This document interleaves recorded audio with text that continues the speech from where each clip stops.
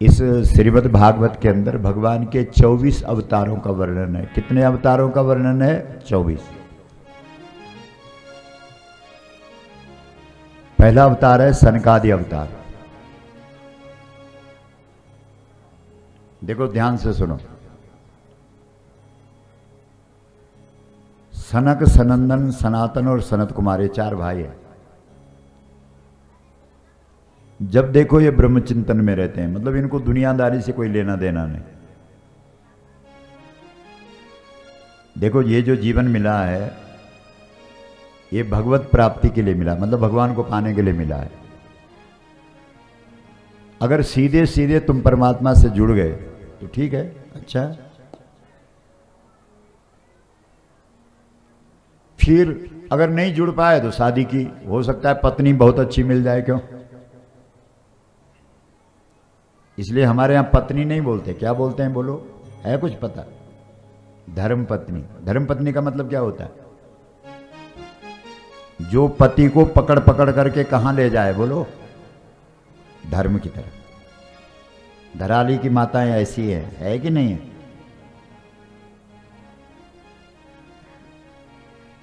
धर्म। हमारे यहां जब फेरे होते हैं ना, फेरे 7 फेरे होते हैं, उनका भी मतलब है। पहला जो फेरा होता है वो धर्म का होता है। उसमें लड़की आगे होती है, कन्या आगे होती है, वधू आगे होती है, वर पीछे होता है। इसका मतलब है धर्म में स्त्री आगे। और आज स्थिति ये है, ये तो भगवान की कृपा है। वैसे भी देख लो ना, ये माताएं जो यहां बैठी हैं, सीता जी को इन्होंने आज हमारे देश में रखा है। कैसे रखा है? अरे कम से कम सीता का पहनावा तो पहना हुआ है। अच्छा ये बताओ, क्या राम जी ने पैंट पहनी होगी? और फिर चुप, ये भाई लोग चुप हो जाते हैं। तो आप सबने पैंट पहनी है कि नहीं? बोलो। इन माताओं के लिए तालियां बजाओ जिन्होंने कम से कम सीता की साड़ी को सुरक्षित रखा है। बोलो जानकी मैया की हर हर हाथ खड़ा करके बोलो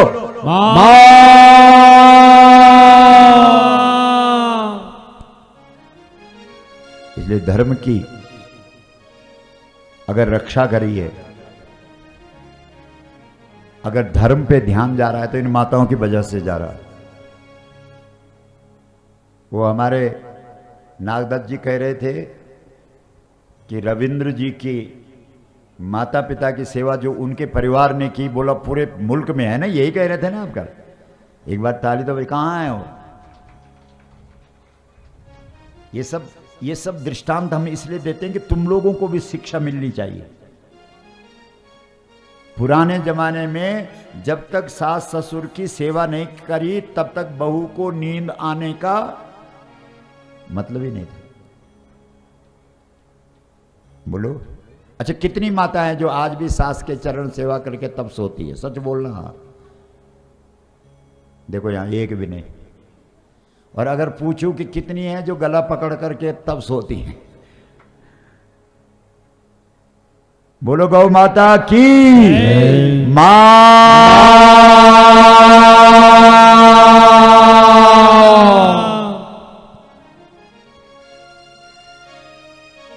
ऋषि अवतार है।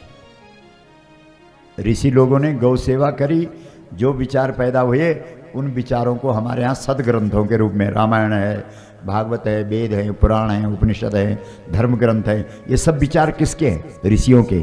और ऋषियों को ये अच्छे अच्छे विचार कैसे आए? किसके पास रहते थे वो? बोलो। गाय के पास, गंगा के पास। आज भी संत महात्मा पूछो इन बाबा लोगों को, ये गंगा जी के किनारे क्यों बैठना चाहते हैं? कारण क्या है? क्योंकि गंगा के किनारे और गाय के पास बैठने से अच्छे विचार आते हैं। ये सद्विचारों का प्रवाह है। कई लोग बोलते महाराज जी मेरे दिमाग में ना ऐसे गलत गलत विचार आ रहे हैं ना, बस मन कर रहा है कि ओ भाई साहब 10 दिन गंगा जल पी और गौ के पास बैठ, तेरे दिमाग में जो नकारात्मक विचार आ रहे हैं ना ये सब खत्म हो जाएंगे। अभी विदेश का एक वीडियो हम देख रहे थे सोशल मीडिया पे, अमेरिका में 30-40 हजार रुपए ले रहे हैं 1 मिनट का, और गाय के गलकंबल से हाथ लगाना बस। क्या समझे? अरे गाय माता के गले पर हाथ फेरने के 3 मिनट के 30 हजार रुपए दो। 3 मिनट गाय के गलकंबल से हाथ लगाओ, मलो, ऐसी थोड़ी मालिश करो और 30 हजार खत्म और अपने घर जाओ, तुम्हारा टेंशन तनाव खत्म। बोलो गौ माता की हर हर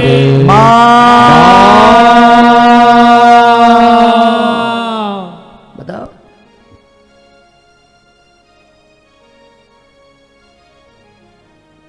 तो ऋषि बनाने वाली कौन है? गाय। दूसरा अवतार हमारे यहां है बराह अवतार।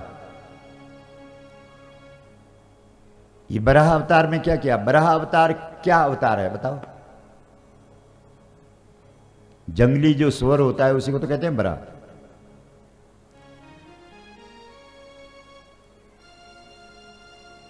जो बराह होता है उसको कीचड़ अच्छा लगता है। बोलो लगता है कि नहीं?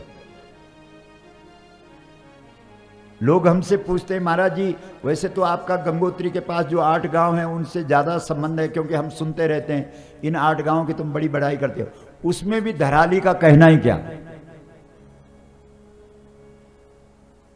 जब हम एक बार गंगोत्री से दर्शन करके आ रहे थे तो उसके बाद हमने ये स्पष्ट किया था कि आपके ध्यान में यह रहा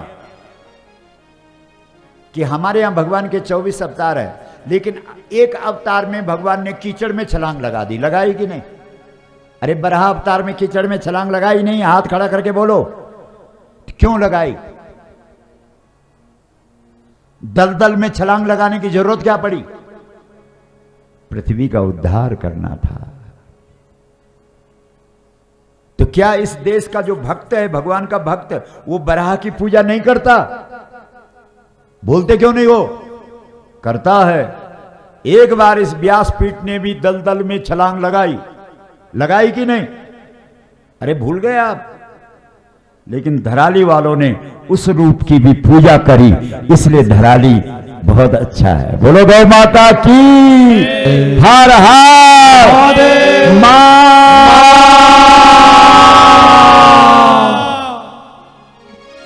ध्येय क्या है? लक्ष्य क्या है? हम कीचड़ में छलांग लगा रहे हैं तो क्यों लगा रहे हैं? लक्ष्य क्या है? गौ माता।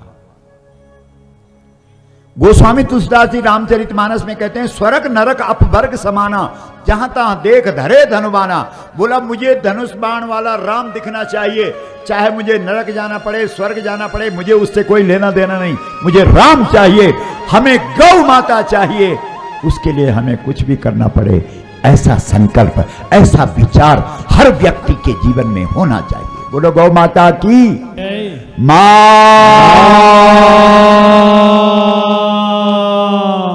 भगवान ने दलदल में कीचड़ में छलांग लगाई, बराह अवतार लगाई। बोलो बराह भगवान की जय। लेकिन किसके उद्धार के लिए? पृथ्वी के उद्धार के लिए। पृथ्वी कौन है? गौ। गौ के उद्धार के लिए भगवान ने बराह रूप धारण किया। तीसरा अवतार है नारद अवतार। अरे नारद जी को नारद बनाने वाली गाय है, नहीं तो अभी नारद जी की कथा आ रही है, यहीं पर है कि नारद जी अपनी कथा सुनाते हुए व्यास जी को सुना रहे हैं कि मैं पहले जन्म में दासी का बेटा था, मेरी मां लोगों के घर में भांडे बर्तन मांजती थी। तो व्यास जी कह रहे हैं अच्छा आप दासी के पुत्र थे और इतने बड़े नारद बन गए, कैसे हो गया ये सब? अरे बोला मेरी माँ लोगों के घर में भांडे बर्तन मांजती थी। एक बार की बात है, एक ब्राह्मण के घर में मेरी माँ बर्तन मांज रही थी और वहां कुछ अच्छे भगवान से प्रेम करने वाले साधु आ गए, संत आ गए, वैष्णव आ गए। अब मेरी मां जो सेवा करती थी उसको तो उसका रुपए मिलता था, वेतन मिलता था, समझ रहे हो। अगर आप कोई काम, यही तो सरकार चाहती है कि ये सब वैतनिक हो जाएं, जो इनको थोड़ा बहुत गंगा जी की पूजा करने का लग रहा है वो खत्म हो जाए, समझ रहे हो। आ गई समझ में। जब देवस्थानम बोर्ड काम करने लगेगा तो सारे हमारे ब्राह्मण देवता क्या बन जाएंगे, क्या बन जाएंगे, बोलो, सेवक। सेवक मतलब वैतनिक, बोलो। अरे आप समझ रहे हैं कि नहीं। और जब हमको किसी चीज का दक्षिणा में हमको करोड़ रुपए मिले, उससे क्या फर्क पड़ता है। दक्षिणा तो हमने कोई बोला कि इतना दे, जितना दे दिया किसी ने, ठीक है। यद देयम श्रद्धया देयम, जो दिया वो श्रद्धा से दिया, उसका आपको कुछ नहीं लगता, वो तो उसकी श्रद्धा है, श्रद्धा से उसने दिया। लेकिन वेतन तो निश्चित होता है। वेतन भोगी बनने का मतलब है हमारे द्वारा जो सत्कर्म किया जा रहा है उसका फल समाप्त। आ गई समझ में। तो नारद जी कहते हैं मेरी मां तो वेतन लेती थी, करती अच्छा काम थी, वेतन लेती थी, नौकरी लेती थी, इसलिए मेरी मां को तो साधु संतों की सेवा का, गंगा की सेवा का, गौ सेवा का कोई फल नहीं लगता था। कहां से लगना, क्योंकि वो महात्मा लोग कहते थे, ओ बच्चा इधर आ, चल उठा, थाली उठा, साफ कर, चल झाड़ू लगा, चल बर्तन साफ कर, ये काम कर ले, वो काम कर ले। और मुझे तो कोई वेतन नहीं मिलता था। बस वो जो अवैतनिक सेवा, श्रीमद् भागवत के अंदर वृंदावन की गोपियां श्री कृष्ण के आगे कह रहे हैं कि महाराज जी हम आपसे प्यार करती हैं, हम आपसे बहुत प्रेम करती हैं, हम आपकी सेवा भी करना चाहती हैं। अशुल्क दासिका, क्या शब्द है श्रीमद् भागवत के अंदर। गोपियां अपना परिचय दे रही हैं कि महाराज जी चाहे थोड़ी होती हो या ज्यादा होती हो, हम सेविका हैं आपकी, हम सेवा करती हैं आपकी, लेकिन हम कैसी हैं, अशुल्क दासिका, हम शुल्क नहीं लेती हैं, वेतन नहीं लेती हैं। इसलिए जो धर्म का कार्य होता मेरे भाई बहन, वो वेतन लेके नहीं होता है। धर्म का कार्य तो अशुल्क दासिका बन करके करना पड़ता है। इसलिए वृंदावन की गोपी कहती हैं अशुल्क दासिका, हम शुल्क नहीं लेती। इसलिए आपको हम पर दया करनी चाहिए और अपना दर्शन हमको दिखाना चाहिए।